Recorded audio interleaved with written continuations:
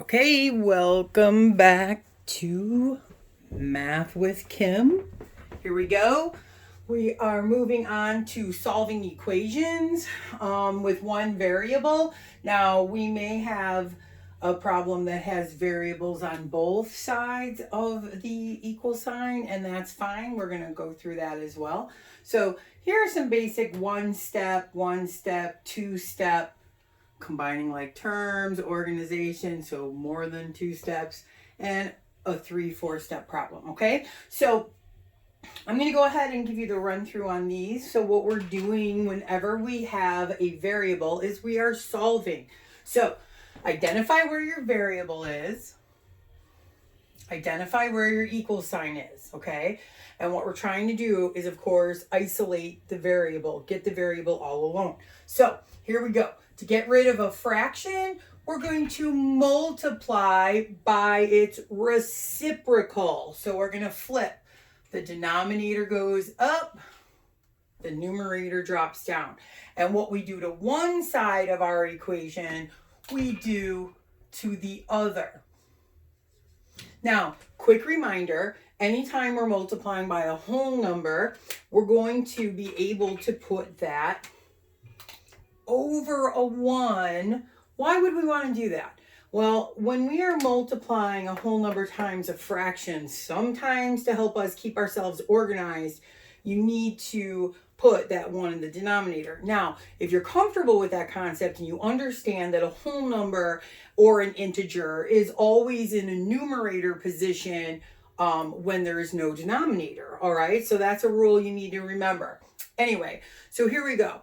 We needed to get our variable all alone by isolating it on its side of the equation. So what did we do? We multiplied, because there was a fraction, by its reciprocal. And what I did to one side, I did to the other. Okay, so let's go ahead and start working on this. Now, why did I multiply by the reciprocal? Because when you multiply by a reciprocal, it cancels your numerators with your denominators out to just ones, right? 6 divided by 6, 1. 11 divided by 11, 1. 1 times 1, 1. So what am I left with? 1.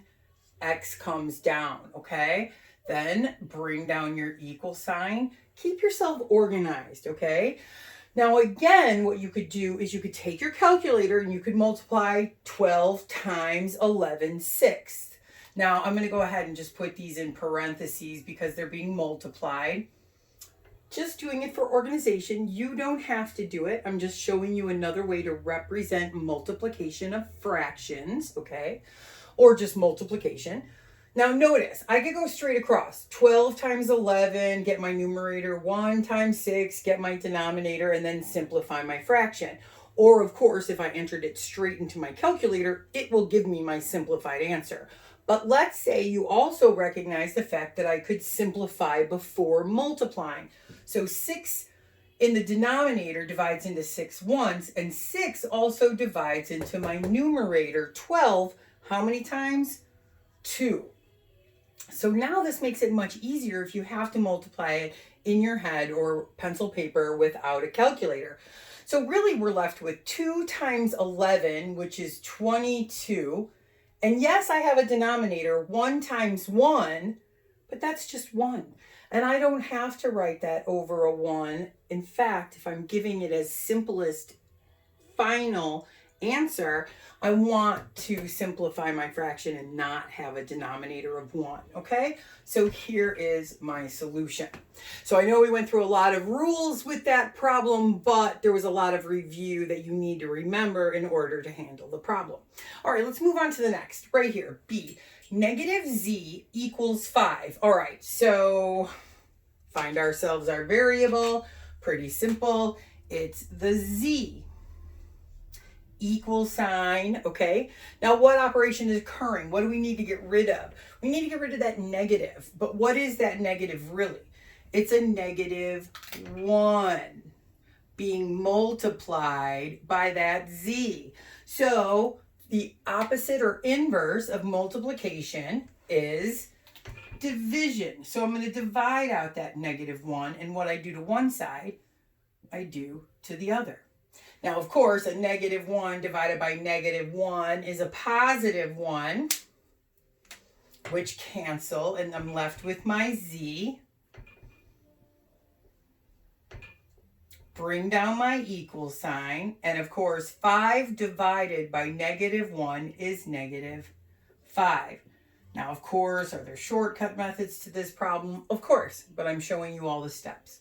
All right, next problem. 3 minus 5x equals 28. So isolate your variable, find your equal sign, all right? And now we need to use our inverse operations to move everything to the other side of the equal sign to isolate our variable, in this case, x. So we are going to get rid of the add or subtract, the positive or negative that's being added. The last step is always to get rid of whatever is being multiplied by the variable or divided by the variable. That's our last step, okay? So our first step, eliminate this 3. Now, be careful. I did this one on purpose. This is not a -3. This is a +3. The negative or minus is attached to the 5. So be very careful because you're going to eliminate this 3, a +3, and I do that by subtracting. And what I do to one side of my equal sign, I have to go over and do to the other. So my first step of solution is going to be subtract 3. 3 minus 3 is 0. What's left is a negative, and don't leave that negative behind, a -5x. Clean this up a little bit, bring down my equal sign. And what is 28 minus 3? 25. Now, are we done with this problem? No.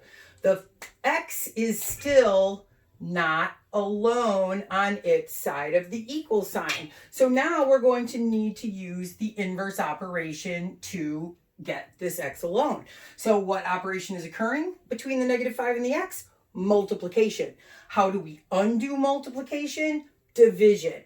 So our last step in this problem to get our x alone is to divide by the -5. And what I do to one side, divide by -5, I do to the other. Now, -5 divided by -5 is a +1. That's why we did it. So our x comes down, equals comes down, and +25 divided by -5 is a -5. Done. All right, now let's take a look at a little bit longer of a problem. Now we have variables and constants all over the place on both sides of our equal sign. So again, here's our equal sign.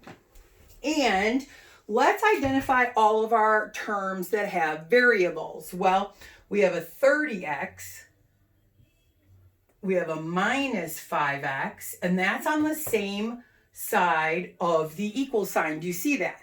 And then we have an x value on the other side of the equal sign. Okay, so the best way to do these problems is to organize all of the terms you can by combining like terms on each side of your equation. And then we will start eliminate our variables. Okay, so let's start with our organization. So can you see that obviously these two are on the same side of the equal sign? So let's just combine those.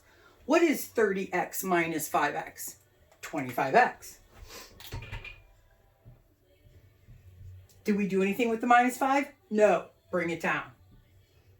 Equals, bring it down. 15x, there's nothing we can do on the right, so we're just going to bring those down. Okay?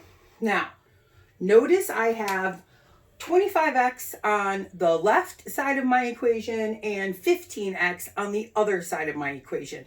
I need to organize all my variables. It's the best thing to get done because then you have less of a chance of making mistakes. If we start organizing our constants, mistakes happen, okay? So what am I going to do? I'm going to get rid of my smaller x value just because I don't have to deal with negatives. All right, now I can move this one first, but I choose to move the smaller when it's more convenient. So 15 is less than 25, so I'm going to get rid of the 15x on this side of my equation. And when I do that to one side, right, I jump over and I do it to the other side. Now I'm only going to subtract it or add it to like terms. Notice I didn't add it to this because that's a constant, okay? So on the left side of my equation, I now have 25x minus 15x, which gets us 10x. Bring down our -5 or -5. Bring down our equal sign. Notice, always keep yourself organized and lined up. It's very important. Organization is key. 15x minus 15x, 0. Knocks out. What am I left with? A 5. Bring it down. Now, you see our nice new equation. We only have one organized variable on the left side of our equation, but it's still not so low flying yet. So we need to use the same steps that we used in this problem down here in C. We're going to get rid of our constant first. So we're going to get rid of a -5. Opposite or inverse of minus, plus. So let's go ahead and add our 5 to this side of our equation. And then, of course, jump over to the other side and do the same. Okay? So 10x we have left on the left side. -5 plus 5, 0. Gone. Bring down our equal sign. 5 plus 5, 10. Are we done? No. Our x is still not all alone yet. So we've got one more step, right? If this is our variable and we want it all by itself, we've got to get rid of the 10. What operation is occurring? Multiplication. How do we undo multiplication? Division. Divide by 10. Come to the other side of my equation and do the same. Divide by 10. Now, of course, on the left, we know that 10 divided by 10 is 1. X comes down, equals comes down, and again, 10 divided by 10, 1. And that is your solution to that problem. All right, now we've got two different ways we can go about this problem to start with, but I'm going to go to the one that seems logical. Plus, I want to go ahead and give you an example of the distributive property because you are expected to know the distributive property. So let's go ahead and do this. -3 is being multiplied by a binomial. So we're going to go ahead and distribute this -3 to both terms, all terms inside of the parentheses. So we're going to take -3 times x. What do we get? -3x.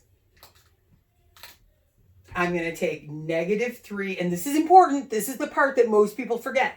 -3 times -4, positive 12. Bring down my equals, bring down my 24.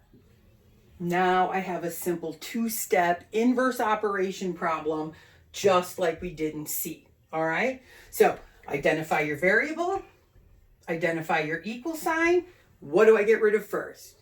My constant. Get rid of my plus or minus first. This is a plus 12. I will get rid of it by subtracting 12. What I do to one side, I do to the other, right? So now on the left, my -3x, haven't done anything with it yet. Bring it down. 12 minus 12, 0. Gone, just like we wanted. Bring down our equal sign. 24 minus 12 is 12. Are we done? No. Still do not have our x all alone yet, right? This is still our goal. Get our x all alone on its side of the equal sign. So again, what operation is occurring between my -3 and my x? Multiplication. How do I undo multiplication? Division. So divide by -3. What I do to one side, I do to the other. All right? -3 divided by 3 is positive 1. Keep your x. Bring down my equal. What is a positive 12 divided by a -3? Reviewing our integer rules, -4. All right, so here are many different examples of solving equations. Lots of different things to keep in mind. So please make sure you're reviewing and you're practicing, and then keep looking for more if you need it. All right?